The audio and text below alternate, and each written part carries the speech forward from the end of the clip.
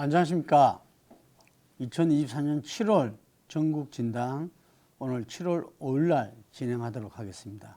윤석열 대통령 직무평가는 이 전화 면접과 ARS 방식에 따라서 조금 차이가 나고 있습니다.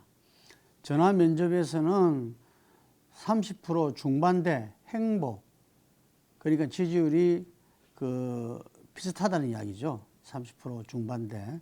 갤럽에서는 36% 나왔습니다. 예. 부정평가는 56%였고요. 리얼미터 여기에서는 42% 긍정, 부정이 55.1% 나왔습니다. 전주 대비해서 긍정이 3%가 넘어서면서 40%대 초반으로 상승했습니다. 각 정치 세력이 사활을 거는 내년 총선, 그래서 내년 총선에 대해서 어느 당을 지지할 것이냐 물어봤을 때 저희들이 이번에 6월 26일에서 27일 에브리 CNR과 함께 경기도 편을 조사했어요. 이 조사를 하니까 여기서 국힘 35%, 민주당 44.8%가 나왔습니다. 총선 예상에서는 10% 정도 민주당이 앞선다는 그런 조사 결과가 나온 거죠. 그러면 지난번 21대 총선이 180대 103 정도로 현재의 야당 민주당이 압승을 했는데 그때 차이가 득표율 차이가 8%였어요. 그러니까 이 수도권 성분은 어떤 경우는 1%에서 차이가 몇백 표 차이 나기도 하죠. 대체로 5% 내에서 승부가 갈린다고 합니다. 윤석열 정부와 여당인 국힘은 아마 총선에 대한 시뮬레이션에서는 비상이 걸리고 있다라고 미루어 짐작하고 있고요. 전국 진단의 초점은 윤석열 대통령의 최근의 모습들입니다. 28일 날, 6월 28일 날 한국자유총연맹 창립 기념행사에 참석해서 메시지를 내놨습니다. 왜곡된 역사의식, 무책임한 국가관을 가진 반국가 세력들은 핵무장을 고도화하는 북한 공산 집단에 대해 유엔 안보리 제재를 풀어달라고 요청하고 유엔사를 해체하는 종전선언을 노래 부르고 다녔다. 굉장히 충격적이었죠. 예. 왜냐하면 이게 표현한 반국가 세력, 일반인들은 반국가 세력에 대해서 감이 좀 잘 없을 겁니다. 저게 무슨 말인지 싶을 거라고 봐요. 하지만 정치권에서 특히 검사 출신들은 너무나 잘 알 수밖에 없습니다. 우리나라는 현재도 국가보안법이 엄존하고 있습니다.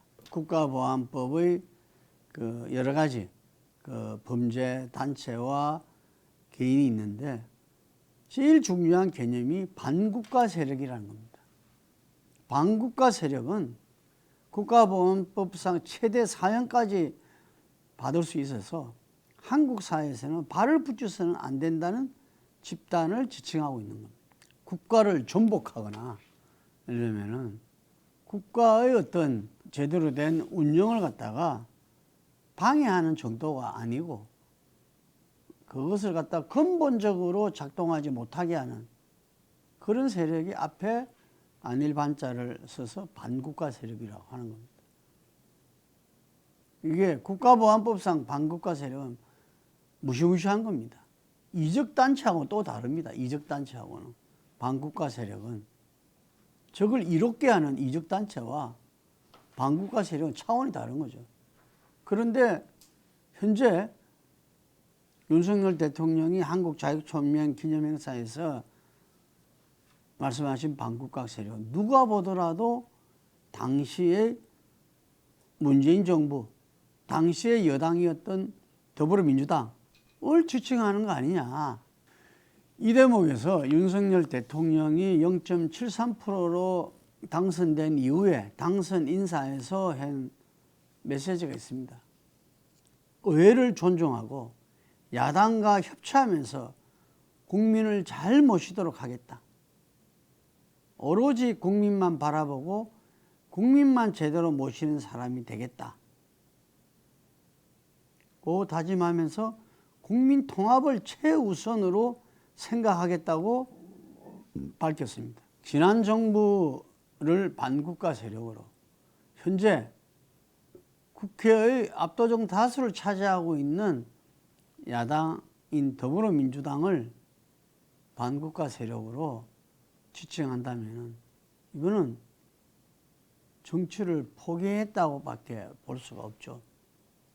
문재인 대통령이 여러 가지 역사적 가오 문제와 평화의 시대를 열고 현재 정전협정으로 되어 있는 남북관계에서 평화의 시대로 넘어가는 종전선언, 평화체제, 필수적인 것은 누구나도 다 인정하는 바입니다. 그런데 바로 그 역할을 했다고 반국가 세력으로 명명한 것은 좀 나가도 한참 당한 거 아닌가 라는 우려를 하지 않을 수 없고, 바로 이게 인사에서도 지금 나타나고 있습니다. 김영호 통일부 장관 후보자는 김정은 타도 발언을 했던 부분이고, 김채한 국가공무원 인재개발원 원장은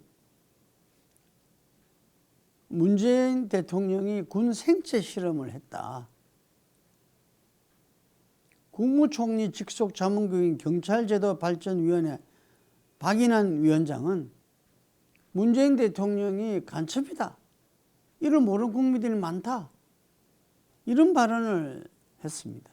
제가 처음에도 말씀드렸지만 노무현 대통령을 가장 존경한다는 윤석열 대통령께서 평화를 앞당기려고 노력한 문재인 대통령을 반국가 세력, 그리고 이런 거구 인사들을 요직에 앉히는,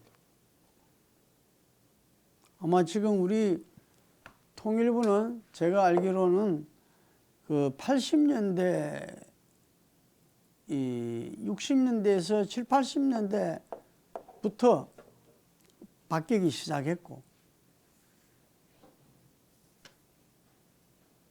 다시 우리가 냉전 시대의 통일부로